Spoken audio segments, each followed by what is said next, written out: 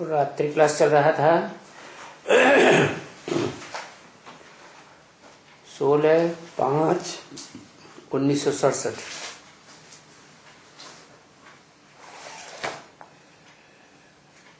दूसरे पेज के अंतिम लाइन में बात चल रही थी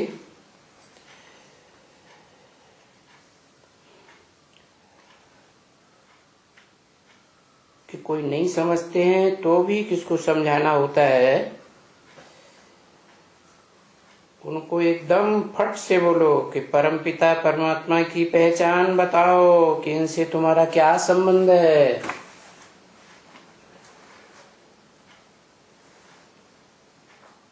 बोलेंगे बाप है, तो बाप से तो वर्षा मिलेगा ना, बाप से जन्म मिलता है आदि में और अंत में वर्षा मिलता है।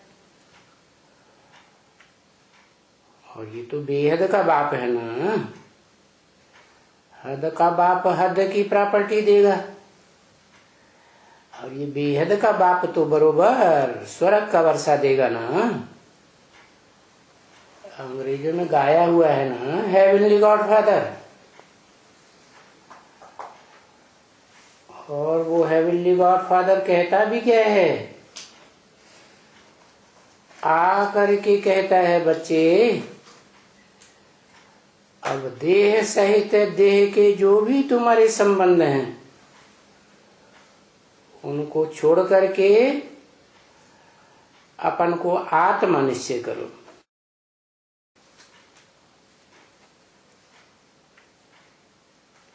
कि तुम ज्योति बिंदु आत्मा हो, बड़ी पूरी भ्रकुटी में रहने वाली आत्मा हो।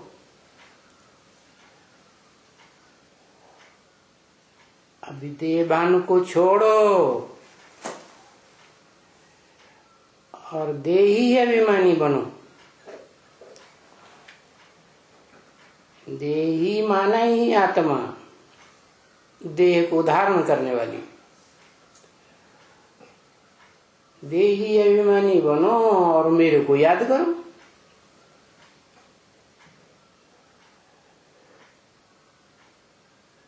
अभी तक बुद्धि में बैठा था कि हम देह हैं, तो देह तो विनाशी है ना, आज है कल नहीं होगी। रूह तो अविनाशी है ना, सोल को अविनाशी कहते हैं ना। तो मैं आत्माओं का बाप हूं, आत्माएं अविनाशी तो बाप भी अविनाशी, तो मेरे को याद करो।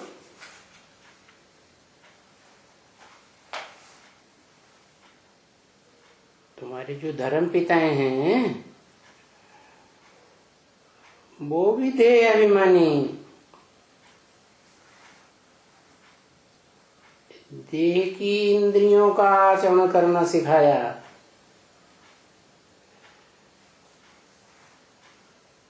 उनमें भी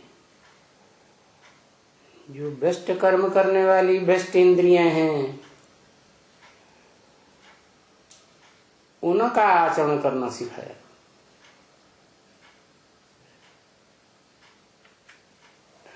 मैं तो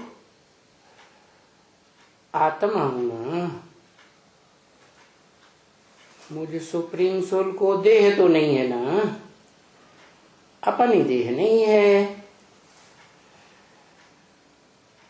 तो तुम मेरे को याद करेंगे तो तुम्हारे सब भी कर्म विनाश हो जाएंगे। क्योंकि विपरीत कर्म किए ही जाते हैं भ्रष्ट इंद्रियों से।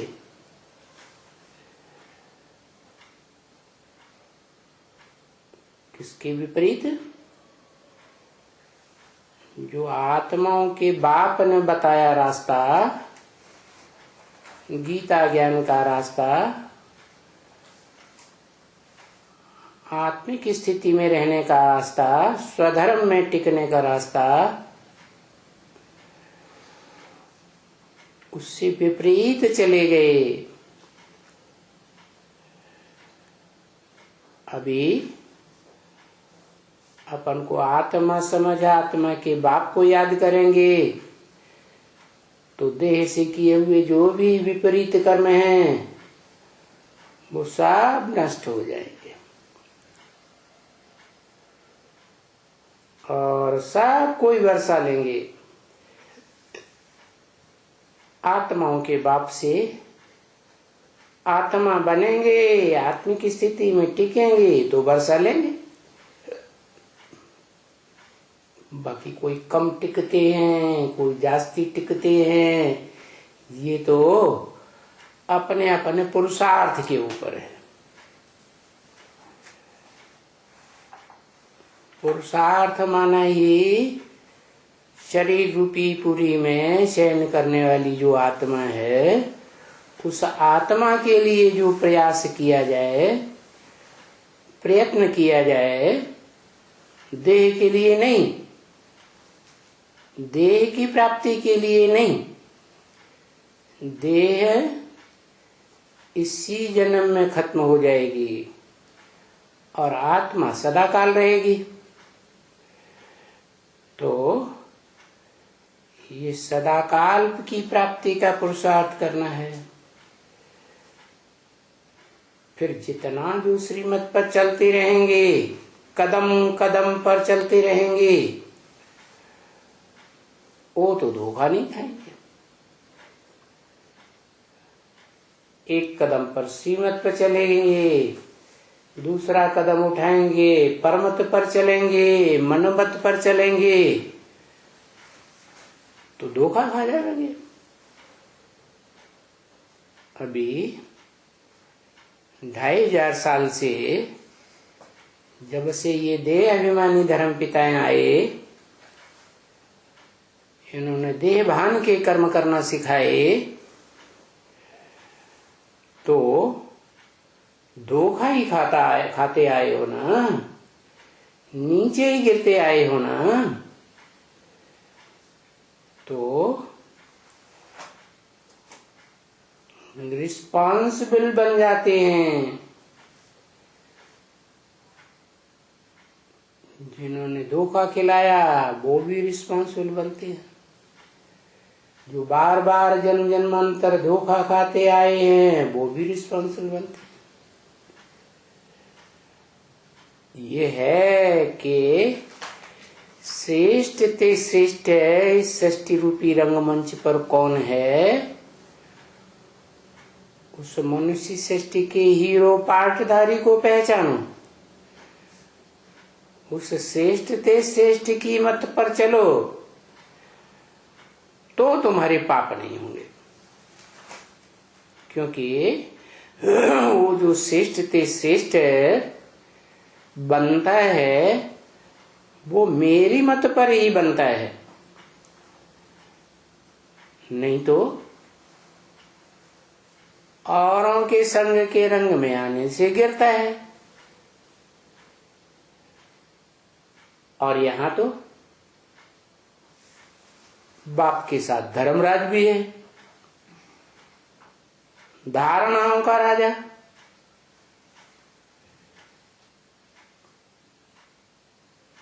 तो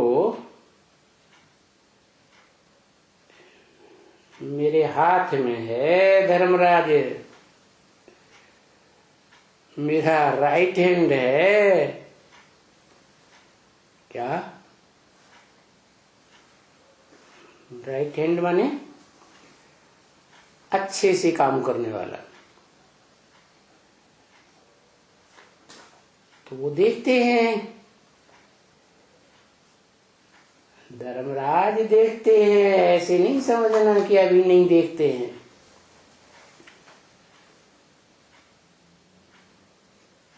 जैसे मैंने इन आंखों का लोन लिया है, ऐसे धर्मराज भी इन आंखों से देखते हैं। जिस मनुष्य तन में मैं प्रवेश करता हूं उन्हीं आंखों से देखते हैं कि आत्माओं का बाप इन आत्माओं को मत देते हैं। तो जो उस मत पर चलते हैं फिर तो उनका खाता उल्टी तरफ जाएगा ही। नहीं चलते हैं तो नहीं जाएगा। तो अभी तो 2500 वर्ष से परमत पर चलते चलते, देहधारियों की मत पर चलते चलते दुख का खाता बनाया। दुनिया में दुख बढ़ता ही गया ना। तो अभी अपना सुख का खाता जमा करना है। क्या? सत्व प्रधान से जो सदा सत्य की दुनिया में रहने वाला है, सत्य धाम का रहने वाला है, उस सत्य धाम के रहने वाले सुप्रीम एबोर्ड में रहने वाले बाप, आत्माओं के बाप से सुख का रास्ता मिलता है। तो अभी मिल रहा है ना। तो अपने सुख को जमा करना है। दुख का जो न है ना, उसको चुकतू करना है। क्या? पास्ट का क्या करना है? चुकतू करना है।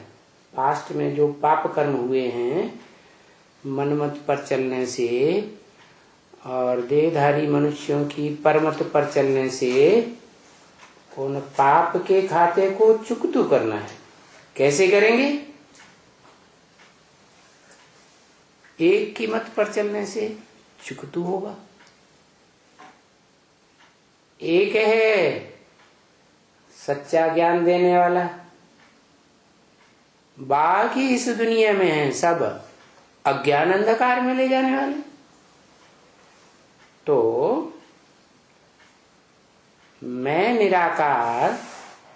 निराकार आत्माओं का बाप, जिस साकार हीरो पार्टधारी के तन में आया हुआ हूं और कल्प कल्प आता हूं, जिस साकार में सदा निराकार प्रवेश करता है, तो साकार और निराकार दोनों के मेल को बाबा कहा जाता है। भक्ति मार्ग में भी कहते आए हो ना, शिव बाबा। किसको कहते आए हो? उसी को कहते आए हो, शिवलिंग को, जिसका सात्विक रूप सोमनाथ मंदिर में दिखाया गया था। भक्ति मार्ग भी 4 अवस्थाओं से पसार होता है। सत्व प्रधान, सत्व सामान्य, रजो और तमो।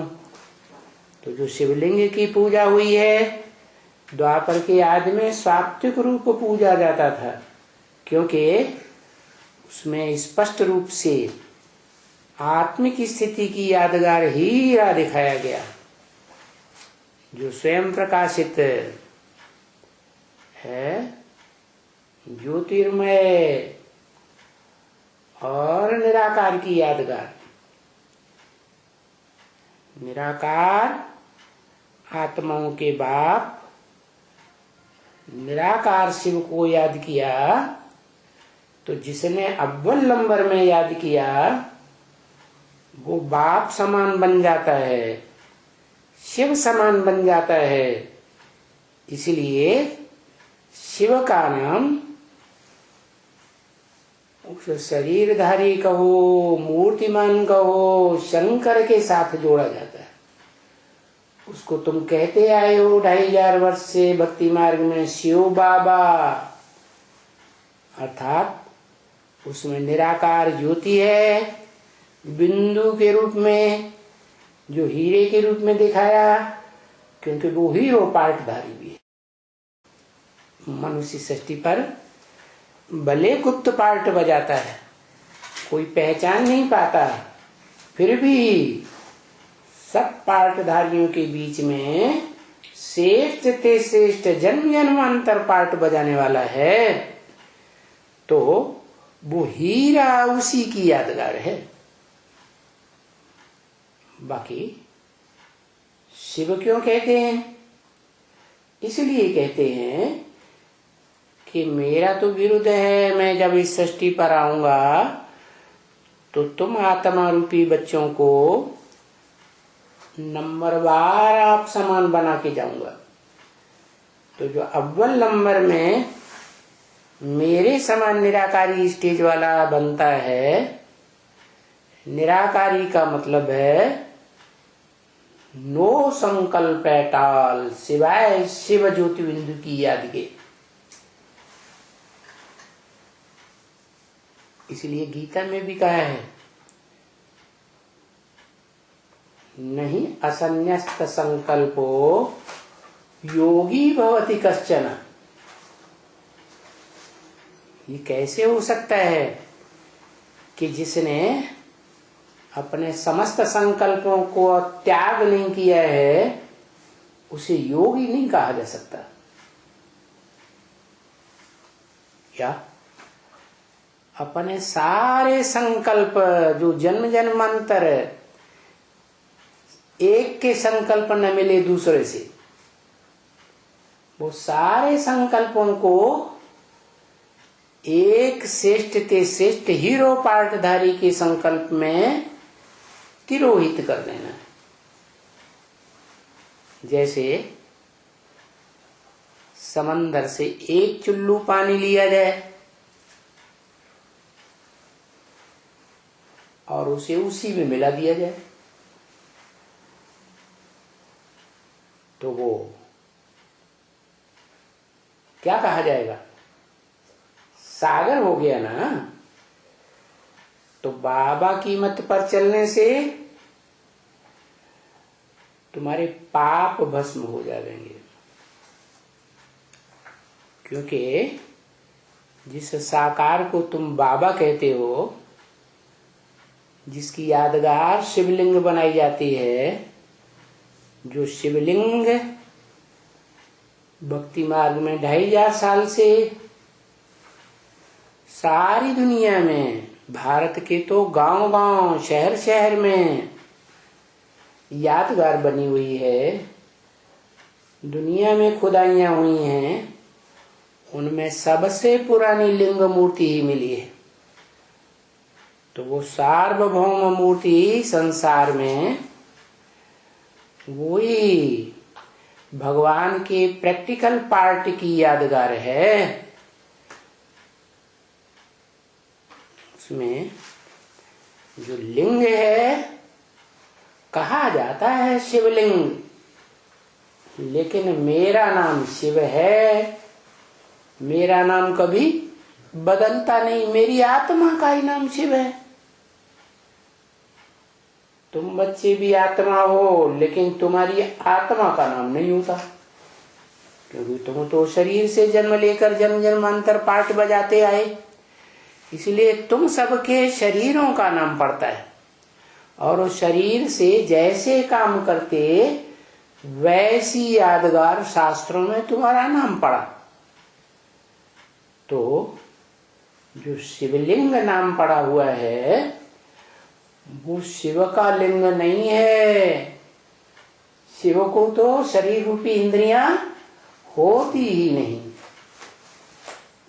तो लिंग इंद्रिय कहां से होगी?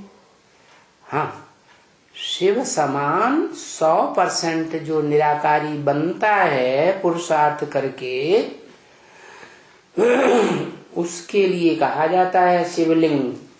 अर्थात उसका जो शरीर है वो आत्मा की तरह अविनाशी बन जाता है। जैसे आत्मा अविनाशी, शरीर भी अविनाशी। इस सृष्टि चक्र में सबके शरीर महाविनाश में कल्पांत काल में नष्ट हो जाते हैं, लेकिन उसका शरीर नष्ट नहीं होता। क्यों नहीं होता? क्योंकि शरीर से, शरीर की कर्मेंद्रियों से उसने मुझे निराकार की स्मृति में रहकर ऐसे पार्ट बजाया है कि उसे देह की कर्मेंद्रियों से जो भोग का रस मिलता है वो रस उसने लिया ही नहीं, इसलिए वो देह विनाश काल में भी अविनाशी बन जाती है। इसलिए वो साकार निराकार का मेल शिवलिंग शिव बाबा कहा जाता है। जिसे शिव बाबा की यादगार शिवलिंग है, वो शिव बाबा इस समय प्रैक्टिकल चैतन्य में पार्टधारी है। उसकी मत पर चलने से तुम्हारे जन्म जन्मांतर के पाप चुकतू हो जाएंगे। बाकी बाबा ऐसे नहीं कहते हैं कि कोई घर में न रहो। क्या तुम आत्मा के घर में ही रहो? ऐसे नहीं कहते। वो तो जब तुम्हारा पुरुषार्थ पूरा होगा, देह से जो कर्म किए हैं जन्म जन्मांतर, पाप पुण्यों का हिसाब चुकतू होगा, तब तुम पक्की आत्मा बनेंगे और आत्मलोक के वासी बन जाएंगे। बाकी अभी कोई नहीं कहता हूं कि तुम परम धाम वासी बन जाओ। हाँ, मैं जिस घर में प्रवेश करता हूं, शरीर रूपी घर में, उस घर में याद करो, माम एकम याद करो। इसका मतलब ये नहीं मुझे एक बिंदी को याद करो। बिंदी को याद करेंगे तो पता कैसे चलेगा कौन सी बिंदी? इसलिए बताया कि मैं जिस मुकर्रर शरीर रूपी अर्जुन के रथ में प्रवेश करता हूं, है, उस रथ को याद करो। वो रथ ही मेरा घर है। तो वो याद करना सहज होगा। क्यों? क्योंकि तुम्हारी जन्म जन्मांतर की पूर्व जन्मों से प्रैक्टिस पड़ी हुई है। क्या? किसको याद करने की है? देह को याद करने की प्रैक्टिस पड़ी हुई है। वो practice makes a man perfect. वो प्रैक्टिस ने तुमको देह की याद करने में परफेक्ट बना दिया। इसलिए तुमको सहज रास्ता बताता हूं कि मैं जिस मुकर्रर रथ में प्रवेश करता हूं उसको पहचानो, जानो और ज्ञान से पहचानो। ज्ञान मनुष्यों के ज्ञान से नहीं, या तुम्हारी मन बुद्धि में जो ज्ञान भरा हुआ है उस ज्ञान से भी नहीं। इसलिए अर्जुन से कहा, अर्जुन ये वेद शास्त्र जो तुमने पढ़े हैं वो सब भूल जाओ। क्या करो? ज्ञान सिर्फ एक से आता है। बाकी जितने भी प्राणी मात्र हैं या मनुष्य मात्र हैं इस संसार के, कलयुग के अंत तक जन्म मरण के चक्र में आने वाले 500, 700, 750 करोड़, वो सब अज्ञान अंधकार में ले जाने वाले हैं। इसलिए उनकी देह को याद न करो। उन आत्माओं की अपनी देह तुम्हारा अपना घर नहीं है। क्या? तुम्हारा अपना घर तुम आत्मा हो ना। मनुष्य आत्मा हो ना, तो मनुष्य आत्माओं का जो बाप है, हीरो पार्टधारी आदम, अर्जुन, एडम, उसका शरीर रूपी घर ही तुम्हारा घर है।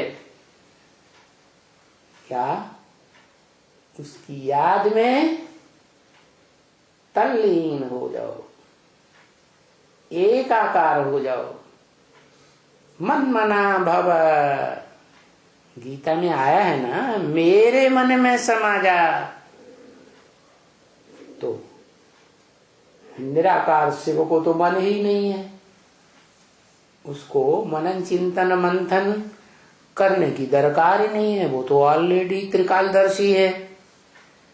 तो वो जिस तन में प्रवेश करता है, आंखें बंद करके नहीं सर हिलाओ, हाँ, तो क्या होता है कि जिस तन में प्रवेश करता हूं उस तनधारी को पहचानो, और उसमें जो आत्मा है वो आत्मा अपने शरीर रूपी घर में रहती है।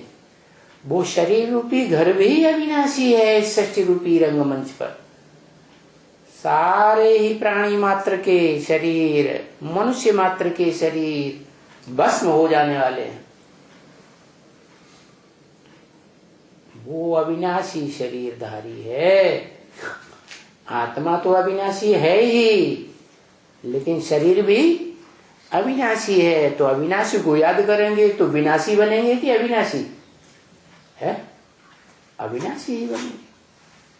तो बताया कि छोटा रूप नहीं याद आता है, ज्योतिबिंदु रूप है। तो शिवलिंग का जो बड़ा रूप है, जो सोमनाथ मंदिर में पत्थर का बड़ा लिंग दिखाया गया था, क्योंकि शिव बाप पत्थर बुद्धि में प्रवेश करते हैं, तन में प्रवेश करते हैं, उसके शरीर रूपी रथ में प्रवेश करते हैं। तो रथ को कंट्रोल करते हैं, रथ की इंद्रियों को कंट्रोल करते हैं। रथ में रहने वाली जो आत्मा है उसको पुरुषार्थ करने के लिए स्वतंत्र छोड़ते हैं। ऐसे ही तो वो को भी स्वतंत्र छोड़ा है सबको। अच्छा लगता है तो मानो, नहीं अच्छा लगता है तो छोड़ दो। जब अच्छा लगे आगे के आने वाले कठिन पीरियड में तब समझ लेना, बाकी समझना तो सबको है। तो मना नहीं करते हैं कि तुम कोई अपने घर में न रहो, बल अपने घर में रहो, अपने शरीर रूपी घर में रहो, अपन को आत्मा समझो। हाँ, ये भी मना नहीं करते हैं कि धंधा दौड़ी न करो। शरीर की यात्रा चलाने के लिए, शरीर का पोषण भरण करने के लिए धंधा दौरी करना है तो करो। बाकी मैंने तो बता दिया कि मेरी सेवा में जो रहेंगे, मैं जिस धंधे के लिए इस सृष्टि में आया हुआ हूं, उस धंधे को जो करेंगे जीवन में, वो भूख नहीं मर सकते। क्या उनके शरीर का पोषण होगा जरूर, उनका शरीर भी नष्ट नहीं होगा। क्या भले आत्मा शरीर को छोड़ देगी तो भी वो शरीर विनाश काल के टाइम पर बर्फ में दब जाएंगे और सुरक्षित रह जाएंगे। तो तुम्हारी आत्मा की भी गारंटी कि आत्मा का भी कल्याण होगा, और तुम्हारे शरीर की भी गारंटी कि तुम्हारा शरीर का भी कल्याण होगा। तुम्हारे शरीर जो बर्फ में दबे रहेंगे तब तक दबे रहेंगे जब तक तुम्हारी आत्मा परमधाम में पड़ी रहेगी, क्या तो कोई आत्माएं परमधाम से बाद में उतरती हैं, कोई पहले उतरती है, कोई स्वर्ग के सतयुग में उतरेंगी, कोई त्रेता में आवेंगी, कोई द्वापर से आना शुरू करती है, कोई कलयुग में उतरती है। इसीलिए तो दुनिया की आबादी बढ़ रही है। ऊपर से आत्माएं ढेर की ढेर उतरती जाती हैं आत्मलोक से, और जो यहाँ जिन्होंने एक बार जन्म ले लिया वो यहाँ ही जन्म मरण के चक्र में चक्कर लगाती रहती है, तो वो भी ऐड हो जाती है अगले जन्म में, तो दुनिया की आबादी बढ़ती रहती है। तो बताया, भले तुम अपना धंधा पेट का करना चाहते हो, तुम्हें विश्वास नहीं है मेरी बात पर, क्या कि सब धंधों में है नुकसान सिवाय एक ईश्वरीय धंधे के। बता दिया पहले से ही। जो धंधे दुनियावी करते हो, वो दुनियावी धंधे करने से जो धन पैदा होता है, अर्जन होता है, वो धन के 4 आयाम बता दिए। किसकी दबी रही धूल में, जमीन में ही दबा रहेगा। किसकी राजा खाए, गवर्नमेंट जैसे इनकम टैक्स में सारा बटोर ले जाती है, ऐसे कोई ना कोई तरीके से इनकम टैक्स में या कैसे भी गवर्नमेंट ले जाएगी। करेंसी फेल हो गई, सारा गया। तो किसकी दबी रही धूल में किसकी राजा खाए, सरकार खा जाएगी। किसकी ले गए चोटा, चोर डकैत ले जाएंगे। और बची बचाई एटम बमों की जो आग लगनी है चतुर्थ विश्व युद्ध में, उस आग में सब खलास हो जाएगा। फिर भी कहता हूं, तुम्हें मेरी बातों पर अभी विश्वास नहीं है तो ये नहीं कहता हूं कि धंधा ना करो, तुम अपने पेट का करो। तुम्हारे पास बहुत पैसे हैं तो ट्रेन में यात्रा मत करो, एरोप्लेन में यात्रा करो। क्या चार्टर्ड क्या होता है, एरोप्लेन, उसमें यात्रा करो, पर्सनली यात्रा करो, अपने परिवार को लेकर यात्रा करो, दूसरों के साथ मत करो। पैसा है ना कमाया हुआ, कैसे भी खर्च करो। ये भी नहीं कहते कि मकान नहीं बनाओ। तुम्हें अभी जब तक दुनिया का विनाश नहीं होता है तब तक मकान का सुख लेना है तो लो, बनो। तुम्हारे पास ढेर पैसा है? मिट्टी में मिलाने के लिए पैसा है तो मिट्टी में पैसा बहा दो, मकान बना लो थोड़े टाइम के लिए। जब तक दुनिया में भगदड़ नहीं चलती है, मारा मारी नहीं होती है, भागा भागी नहीं होती है, बड़े बड़े अर्थक्वेक नहीं आते हैं, तो मकान तब तक नहीं गिरेंगे। फिर बड़े बड़े अर्थक्वेक आएंगे तो सारे मकान, जो सैकड़ों मार की बिल्डिंगें बनाई हुई हैं, वो सब ताश के पत्तों की तरह धराशायी हो जाएंगी। तो तब तक तो मकान का सुख ले लो, पैसा अपने फायदे में तो लगाओ, ईश्वरीय कार्य में नहीं लगाओ, तो अपना सुख का साधन तो बना लो। बाबा ऐसे तो कोई बात नहीं करते हैं। क्या क्या नहीं करते हैं कि घर में न रहो, घर न बनाओ, धंधाधोरी न करो, एरोप्लेन में न चढ़ो, ऐसे कुछ नहीं कहते। तुम्हारी आत्मा को स्वतंत्र किया हुआ, मेरी बात मानो तो भी अच्छा, नहीं मानो तो भी अच्छा।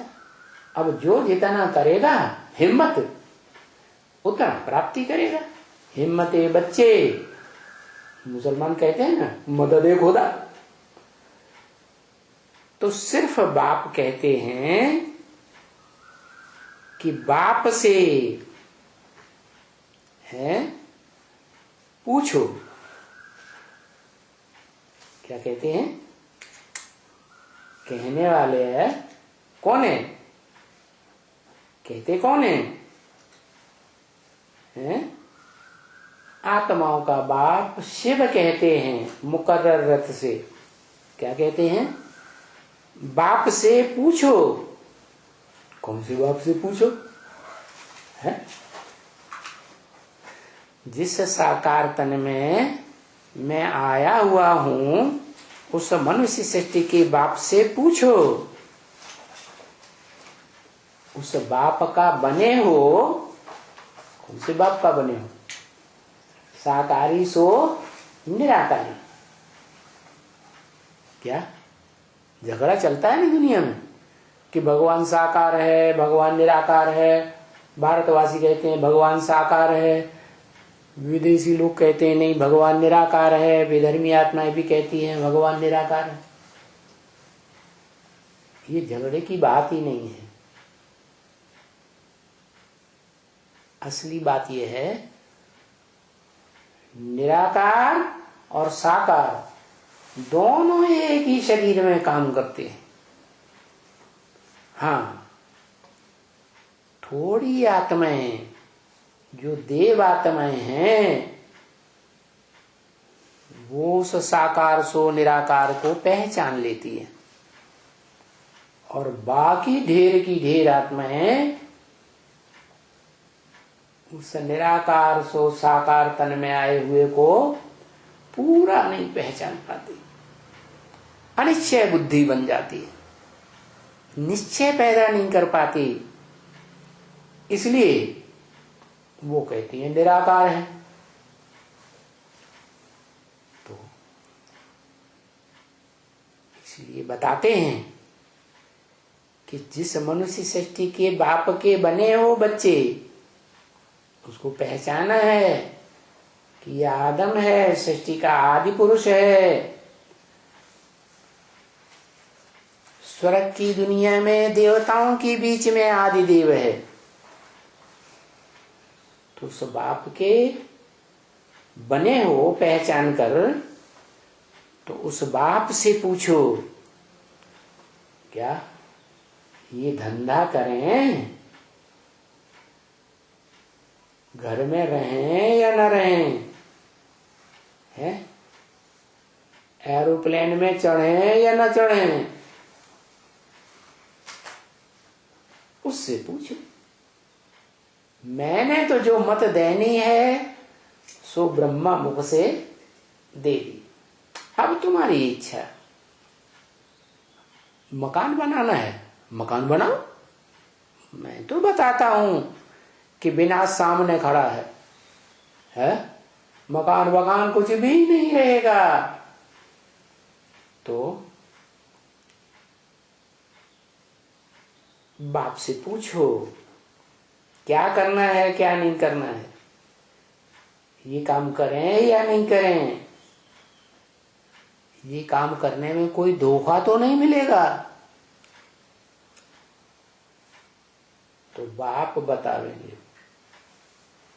वैसा कर। तो क्या बतावेंगे? वो तो बोलेगा नहीं। क्या तुम पूछोगे? क्या पूछोगे? घर में रहें या ईश्वरीय सेवा में जीवन लगा दें, बाहर निकल पड़े हैं? क्या करें? घर में रहें? कहेंगे नहीं। पूछोगे धंधा दौरी करें? वो कहेंगे नहीं। एरोप्लेन में चढ़े? वो कहेंगे नहीं। एक रात के सफर में तुम अपना सफर पूरा कर सकते हो,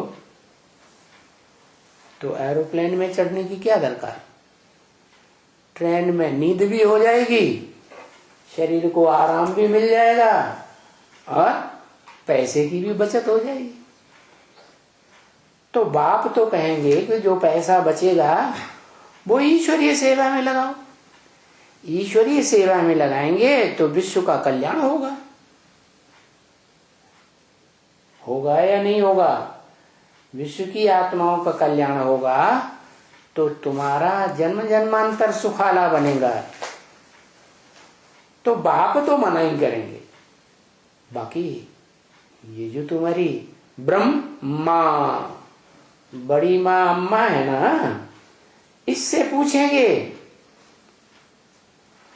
तो माँ तो पूरा ज्ञान नहीं होता है, माँ तो थोड़ी देह अभिमानी ही होती है। तो आत्मा, बाल बच्चों का देह का लगाव ज्यादा होता है, तो वो तो वैसी ही मत देगी देह अभिमान की। मेरी मत पर चलने से तुमको धोखा कभी नहीं होगा। बाप तो सीधा मना कर देंगे, मेरी मत को ही सपोर्ट करेंगे। किसकी मत को? शिव की मत को ही सपोर्ट करेंगे। कोई पूछते हैं ना, बाबा हमारी एक दूसरे में दिल लग गई है, हम दोनों ज्ञान में चलते हैं, शादी कर लें, पवित्र रहेंगे। अब मनुष्य सृष्टि का बाप तो जानते हैं, बुद्धि में पूरा ज्ञान है? उनकी बुद्धि में ये ज्ञान है कि सुप्रीम बाप ने बोला है अगर शादी की पहले दिन मिले तो सीधा गटर में गिर पड़ेंगे। तो बाप मनुष्य सृष्टि का जिस तन में मैं मुकर्रर रूप से प्रवेश करता हूं, वो तो ऐसी कोई मत नहीं देंगे। बाकी तुम बार बार पूछोगे तो तुम्हारी दिल समझ के क्या करेंगे? हैं? तुम्हारे दिल के अनुसार तुमको परमिशन दे देंगे। हाँ, रिस्पॉन्सिबल तो है, रिस्पांस तो मिलेगा। देखो, जिस तन में मैं मुकर्रर रूप से प्रवेश करता हूं, वो जिम्मेवारी उठाते हैं या नहीं उठाते हैं? सारे विश्व के कल्याण की जिम्मेवारी उठाते हैं कि नहीं उठाते हैं?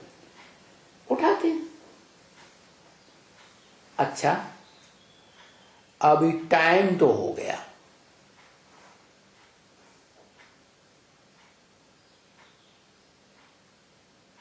चलो वाणी से परे हो जाओ। क्या बोला? ज्यादा बोल बोल में आने से बात समझ में नहीं आ रही है ब्रह्मा बाबा। तो वाणी से परे हो जाओ।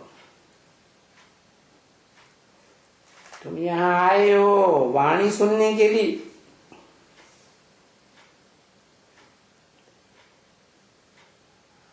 अभी तक तो देह अभिमानी भय।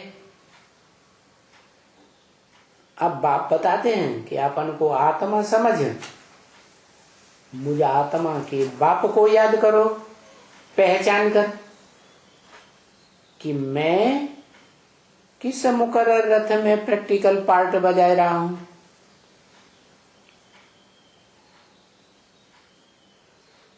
तो अभी वाणी सुनना तो पूरा हुआ। क्या बाबा वाणी चलाते चलाते ब्रह्मा बाबा थक रहे, तुम आए हो वाणी सुनने के लिए।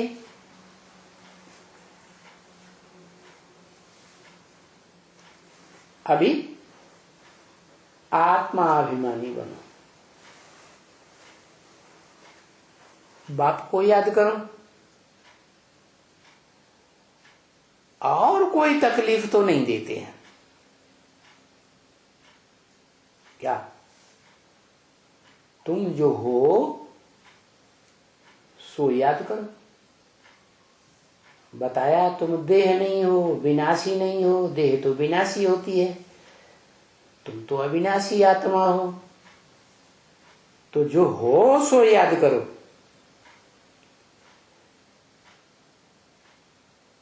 तकलीफ इसमें कुछ भी नहीं है।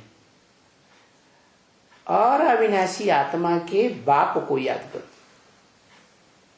क्योंकि तुम्हारी इस अविनाशी आत्मा में औरों के जन्म जन्मांतर संग के रंग में आने से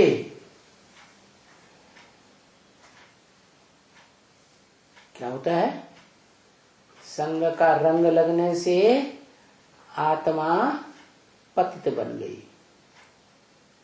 तो पतित पने से निकालने का रास्ता बताता हूं कि अपने स्वरूप में स्थिर हो जाओ, जो तुम्हारा असली स्वरूप है आत्मा का। क्या स्वरूप है? कि मैं आत्मा बिंदु हूं। माना गीता में भी क्या कहा है? आत्मा का स्वरूप बताया, अणोणीयांसम मनुस्मरेत्य है। जैसे अणु होता है ना, जिससे अणुबम बनता है, तो अणु का भी अणु टुकड़े के टुकड़े करते ही चले जाते हैं, और वो टुकड़े इन आंखों से दिखाई भी नहीं पड़ते, यंत्रों से देखे जाते हैं। लेकिन ये आत्मा तो इतना सूक्ष्म अणु है कि इसे न इन आंखों से देख सकते, न यंत्रों से देख सकते। इस आत्मा को तो मन बुद्धि रूपी यंत्र से ही देख सकते हैं। तो मन बुद्धि के मनन चिंतन मंथन से तुम पहचानो कि मैं आत्मा का रूप क्या है। निराकार बताया ना, निराकार इसलिए बताया कि उसकी लंबाई चौड़ाई बिंदु की नहीं है। बिंदु की कोई लंबाई चौड़ाई नापी जाती है? इसलिए गीता में कहा है अप्रमेयम, या उसका माप नहीं है। लंबाई चौड़ाई मोटाई नहीं बताई जा सकती। वो इतना सूक्ष्म है कि अनिर्वचनीय है। क्या लोग कहते हैं, उसको वाणी के द्वारा बताया नहीं जा सकता।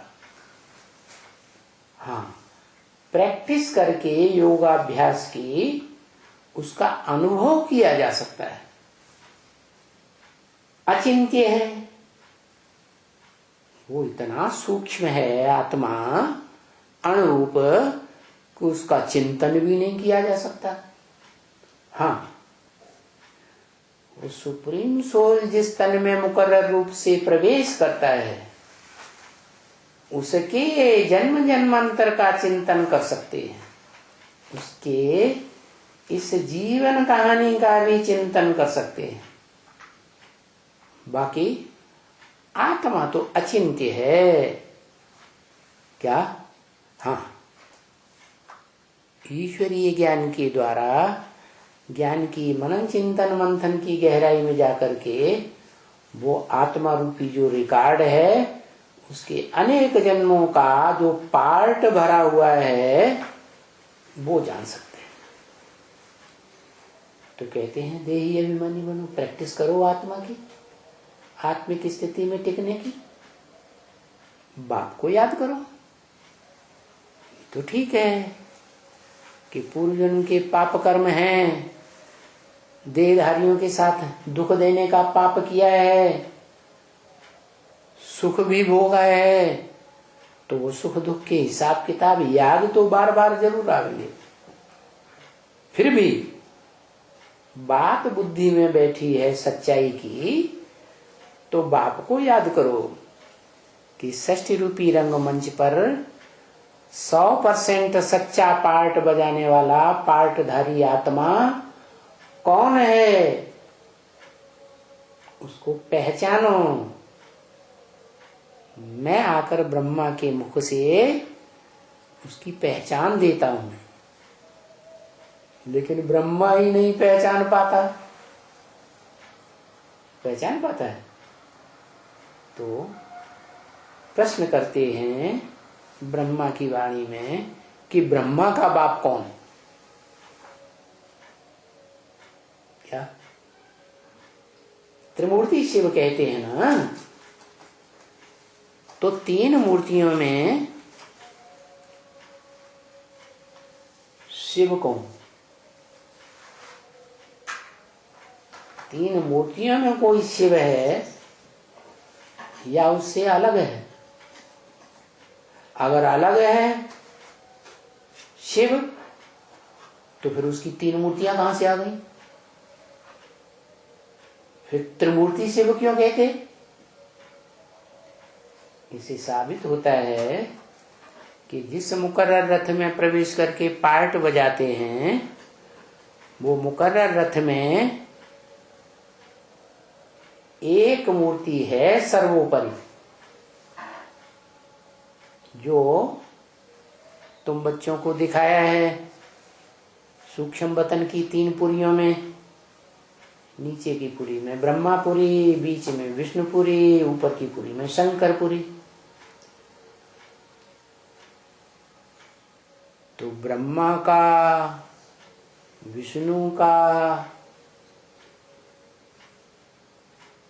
उन दोनों से परे कौन हुआ है? क्योंकि ब्रह्मा विष्णु मूर्तियां है ना, मूर्तिमान है ना, तो उनका बाप भी मूर्तिमान होगा। तो मूर्तिमान शंकर विष्णु का भी बाप है और ब्रह्मा का भी बाप है। इसलिए ब्रह्मा और विष्णु त्रिमूर्ति शिव नहीं कहे जा सकते। त्रिमूर्ति शिव उसी मूर्ति को कहेंगे जो पहले पुरुषार्थी जीवन में मूर्तिमान था। क्या उसकी अपनी चैतन्य मूर्ति थी? पुरुषार्थ करते करते अंत में बाप समान अमूर्त बन जाता है। क्या उसको अपनी मूर्ति की स्मृति रहती ही नहीं। इसलिए निराकार, निर्विकार, निरहंकारी शिव समान बन गया। तो उस एक का ही नाम शिव के साथ जोड़ा जाता है।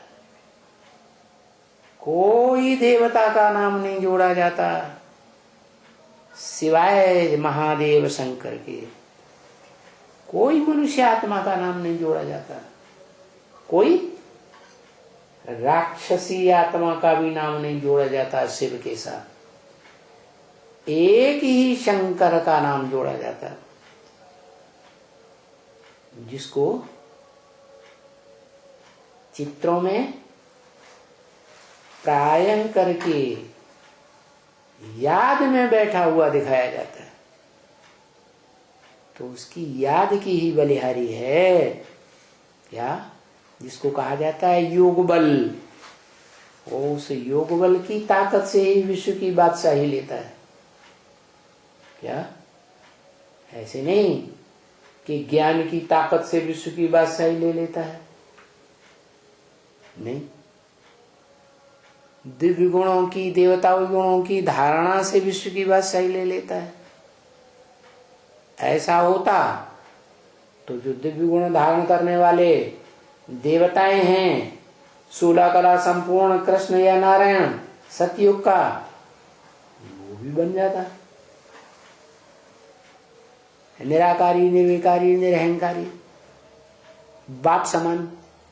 शिव समान, लेकिन कोई नहीं बनता, तो उस बाप को याद करो जो मनुष्य सृष्टि का बाप है। साकारी है निराकारी? साकारी है। साकारी वर्षा देता है स्वर्ग का, या निराकारी परमधाम का वर्षा चाहिए है? साकारी सृष्टि में रहेंगे तो शरीर से सुख भोगेंगे। शरीर के द्वारा ही सुख भोगा जा सकता है, बिना शरीर के कोई आत्मा सुख दुख आत्मलोक में रहकर नहीं भोग सकती। तो और कोई तकलीफ नहीं देते। कहते हैं देह को भूलो, अपनी ज्योति बिंदु आत्मा को याद करो, अणुरूप ज्योति रूप ज्योति स्वरूप आत्मा को याद करो, और आत्मा के बाप को पहचान करके किस सृष्टि पर किस मनुष्य तन में मुकर्रर रूप से पार्ट बजाय रहा है उसको याद करो। तो जिसे याद करेंगे उसी के समान बन जाएंगे। क्या चोरों का संग करेंगे, डकैतों का संग करेंगे, चोरों डकैतों को याद करेंगे तो चोर डकैत बन जाएंगे। कोई बड़े साहूकार के साथ रहेंगे तो साहूकारी के गुण आ जाएंगे, साहूकार बन जाएंगे। अब बनना क्या है? बनना है मनुष्य से देवता। क्या कलाहीन से 16 कला संपूर्ण बनना है ना। सर्वगुण संपन्न संपूर्ण अहिंसक बनना है ना। तो क्या करना है? जो धर्म पिता इस सृष्टि पर कहा जाता है अल्लाह अव्वल दीन, अव्वल नंबर के धर्म की स्थापना करने वाला, वो अव्वल नंबर धर्म ही है स्वधर्म। इसलिए गीता में कहा है स्व माने आत्मा, आत्मा का धर्म। देह के धर्म छोड़ो, ब्रह्मा का हो चाहे इब्राहिम का हो चाहे क्राइस्ट का हो, ये देह के धर्म विनाशी हैं, इनको छोड़ो। क्या करो? स्वधर्म में टिको। स्वधर्मे निधनम से परधर्मो भयावह। तो और कोई तकलीफ नहीं देते हैं। अपन को आत्मा समझ, आत्माओं के बाप को मनुष्य सृष्टि के बाप में याद करो। क्या? तो जो हेवनली गॉड फादर का वर्षा है, जो हेवनली गॉड फादर इस सृष्टि में आकर के नरक को हेवन बनाता है, उस हेवन का वर्षा तुमको मिल जाएगा। क्या? सच्ची बात बताता हूं। किसको याद करो? जो स्वर्ग का रचयिता है। स्वर्ग साकार तो रचयिता भी साकार। मैं शिव तो निराकार हूं और सदा निराकार रहता हूं। मेरे घर का वर्षा लेना है तो 5000 वर्ष परमधाम में पड़े रहना है तो आ जाओ, तुम्हारी मर्जी। लेकिन हर आत्मा इस सृष्टि पर रह करके शरीर के साथ सुख भोगना चाहती है, दुख नहीं भोगना चाहती, शांत रहना चाहती है। अशांति कोई को अच्छी नहीं लगती। तो निरंतर जीवन में सुख भोगना है, जन्म जन्मांतर लंबे समय तक, तो उस हेवनली गॉड फादर को पहचानो जो प्रैक्टिकल में हेवन का रचयिता है। क्या? निराकार हेवन का रचयिता है? सिर्फ निराकार है या निराकार सो साकार भी है, वो हेवन का रचयिता है। बाकी जो सिर्फ निराकार को याद करेंगे वो निराकारी धाम में आधा कल्प पड़े रहेंगे, स्वर्ग की दुनिया नहीं देख सकेंगे। जैसे इब्राहिम, बुद्ध, क्राइस्ट, गुरु नानक, जितने भी धर्म पिताएं हैं वो स्वर्ग में नहीं आते हैं। हाँ, ब्रह्मा वाली आत्मा स्वर्ग में आती है, लेकिन वो तो बच्चा बुद्धि है। क्या? और आत्माओं के मुकाबले उसकी बुद्धि इतनी तीक्ष्ण नहीं है जितनी भौतिकवादी मनुष्य आत्माएं हैं इस दुनिया में। उनकी बुद्धि बड़ी तीक्ष्ण है। उनके मुकाबले तो कृष्ण और ब्रह्मा की आत्मा तो कैसी है? कैसी है? बच्चा बुद्धि। तो याद करो। अच्छा, म्यूजिक बजाओ,